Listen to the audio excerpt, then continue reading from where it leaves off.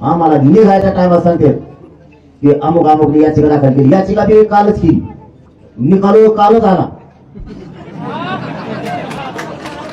आम्हाला पण सांगायचं, आम्ही न्यायालयाचा सन्मान करतो, आमची बाजू आम्ही मांडली असती.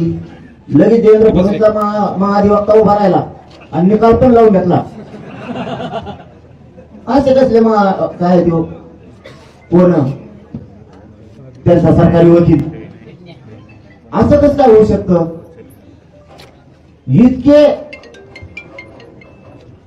दहशतवाद्यासारखे डाव टाकायला नाही पाहिजे सरकारने, कारण ही खरंच लोकशाही नाही राहिली. आता हे लय लांब चाललं. आता अरे इंग्रजांना रोखलं राव, इंग्रजाच्या काळात सुद्धा उपोषण रोखले नाही, देवेंद्र फडणवीसच्या काळात रोखले जाते. काय अवघड आहे. आणि पुन्हा म्हणता आम्हाला बोलता तुम्ही चुका करता. तसं आपल्याला ती रात्री कायदा माहीत झाल्यानंतर, कारण आपल्याला निकाल कधी आला मला वाटतं 3 वाजता का काय काल, आणि आम्हाला केव्हा निघायचं आज रात्रीत काय करायचं. म्हणजे ते डाव साधला बरोबर देवाच्या नावाखाली, उत्सवाच्या गणेश उत्सवाच्या नावाखाली देवेंद्र फडणवीस डाव साधला. अचानक याचिका लोक त्याचे समोर म्हणणं मांडणारे त्याचे, आणि लगेच निकाल लागून जातो. न्यायालय आमची बाजू ऐकून घेणार आम्हाला माहिती, आणि न्यायालय आम्हाला न्याय सुद्धा देणार, कारण तेवढीच आधार आम्हाला जागा आहे. न्याय देवता 100% आम्हाला न्याय देणार आहे. आमचे पण वकील न्याय मंदिरासमोर न्यायदेवतेसमोर उभा राहणार. गेल्या वेळेस सुद्धा असंच झालं, न्यायदेवतेने आम्हाला न्याय दिला होता, हे सत्य आहे. त्याच्यामुळे यांनी अचानक एक गोळ केला, ही मराठ्याला माहितच नाही काय झालं. आपण एक परवानगी ठेवली नव्हती, म्हणजे आपण रितसर अर्ज द्यायची, पण त्यांनी ते नवीन कायदा काढला आणि त्याच्या अंतर्गत केलं. त्याचं ऑफिस सुद्धा सापडा नव्हतं.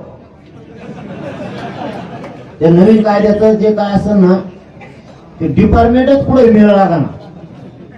जवळपास रात्री 12-1 वाजला होते सापडायला. एवढा मोठा कायदा बनेला, त्याचं काहीतरी सांगायचं, याच्याकडे जा त्याच्याकडे जा किंवा कुठे, नुसते त्याला अर्ज सादर करा. त्याला कोणाला तुकारामला करतो का, एकनाथला करतो का, करतो कोणाला? त्याला काहीच नाही, हे खोटं नाही. मग ते रात्री 1-2 वाजता सापडलं. ही सत्य परिस्थिती. कारण मान्य न्यायालयाने सांगितलं तुम्ही तिथं अर्ज करा आणि परवानगी द्यायची का नाही. बघा लक्षात ठेवा मराठी, परवानगी द्यायची का नाही सरकार ठरवणार. म्हणजे देवेंद्र फडणवीस पुन्हा तिथं जाणलं. आता कळलं ना मला देवेंद्र फडणवीस मराठा विरोधी आहे का नाही, हिंदू विरोधी आहे का नाही. आता लक्षात येईल. परवानगी नाकारली, आपल्याला परवानगी नाही दिली की समजायचं याच्या आरक्षण द्यायचं जेव्हा आलं की देवाच्या आडमीला पाहिलं आहे का नाही. आता दूध का दूध पाणी का पाणी सगळं होणार आहे, क्लिअर आहे. कारण मान्य न्यायालयाच्या हातात नाही, न्यायालयाने त्यांना सांगितलं त्या परवानगीबद्दल. मग आता त्या 2025 नवीन कायदा आहे, कालच आला आहे. काय हुंबलच व्हायचं काम आहे. परत आता आयला म्हणलं पुन्हा म्हणजे घोडे लावले. त्यात आमची खेड्याची गरीबाची भाषा आहे. आता काय करणार त्याला. बरं कायदा कसा बनेला माहितीये का. आपली सगळ्या स्वारीची अधिसूचना काढली, आपली सगळ्या स्वारीची अधिसूचना काढली त्यावेळेस हरकती मागितल्या की कायदा बनेल, हरकती फिरकती मागितल्या का नाही, तर डायरेक्ट ऍक्टिव्ह केला आमच्यासाठी. ही विचार करण्याची गोष्ट आहे. जर 2 दिवसात केला म्हणल्यावर तर हरकतही नाही. इतक्या अचानक मग काय तुमच्या पदाधिकारी हरकत घेतल्या करायचीच. बघा ही लई शोकांती काय राज्याची. पण गणपती बाप्पा आपल्याला आशीर्वाद दे, छत्रपती शिवरायांचा आपल्याला आशीर्वाद दे, 33 कोटी देवतांचा सगळ्यांचा आशीर्वाद दे, सगळ्या संत महंतांचा आशीर्वाद दे, आपल्याला वारकरी संप्रदायाचा आशीर्वाद आहे. सगळे जाती धर्माचे लोक आपल्या बरोबर आहेत. धनगर बांधवाचे मरणाचे पोट्टे आले तिकडच्या कडेला आपल्यासाठी पाठबळ द्यायला, आपल्या सोबत द्यायला. गरीब मुस्लिम बांधव, सगळ्या जाती धर्माचे लोक, गरीब ओबीसी आपल्या सोबत आहेत, सगळेजण सोबत आहेत. फक्त एक महत्वाचा मुद्दा सांगतो, ते मात्र कोणी करू नये. हे बघा परवानगी येत असती जात असती, आपण हटत नाही.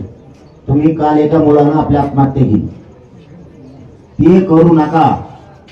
देवेंद्र फडणवीस साहेबांना विशेष करून सांगतो, किती पोरं मारायचे आणखी. नुसती परवानगी दिली नाही, तुम्ही मराठ्यांना अडवलंय. गॅजेट असून देत नाहीत. मराठा आणि कुणबी एक आहे, 58 लाख पुरावे असून सुद्धा तुम्ही कायदा पारित करीत नाही, जी आर काढीत नाहीत. म्हणून काल एका पोरानं, आमच्या बांधवानं त्या भयानं लातूर मध्ये आत्महत्येचा प्रयत्न केलाय. तुम्ही संयम मराठ्याचा ढळू देऊ नका. देवेंद्र फडणवीस साहेब, तुम्हाला आणखी वेळ गेलेली नाही. आणि तुम्हाला मारायचं, मी मुंबईला आलो, मला मारून टाका, तिथं बळ्या घालून मी बळ्या घालायला तयार, घ्यायला तयार, मी बलिदान द्यायला तयार आहे, पण मागं हटायला तयार नाही फडणवीस साहेब. आता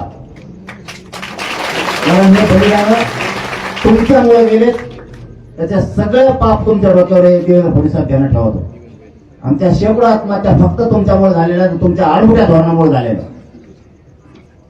मराठ्यांच्या पोराला माझे हात जोडून विनंती, मी आहे, तुम्ही टेन्शन घेऊ नका. तुम्ही आत्महत्या करू नका. तुम्ही आत्महत्या केली, काय अर्थ आहे त्या आरक्षणाला? त्याच्यामुळं आजपासून मला कुणीही आत्महत्येचा प्रयत्न केलेला ऐकायला आलं नाही पाहिजे. एकाने सुद्धा तो प्रयत्न करायचा नाही. आपण डाव टाकून रस्ता सर करणारे, तेवढं लक्षात ठेवा. मुंबईकडे कूच करणारे, फक्त बघा तुम्ही कसं कसं चाललंय डाव. आत्महत्या करू नका. शांततेचं आंदोलन कोणीच रोखू शकत नाही, त्याच्यामुळे तुम्ही काळजी करू नका.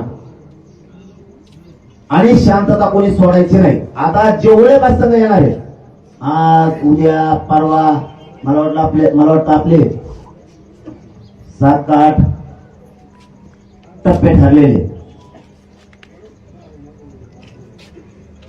त्याप्रमाणे येत जात राहते. त्यामुळं आज उद्या परवा जे येणार सगळे, त्यामुळे जेवढे तेवढ्याला सांगतो, येणाऱ्याला सांगतो, महाराष्ट्रातल्या मराठ्यांना सांगतो, एकानी दगडफेक जाळपोळ फक्त करायची, एवढं सांभाळा. तुम्ही शांततेत आहे त्या ठिकाणी बसा. लढाई जिंकायची, आता काळजीच करू नका. आरपारचे शेवटचे निर्णायक टप्प्यावर आंदोलन,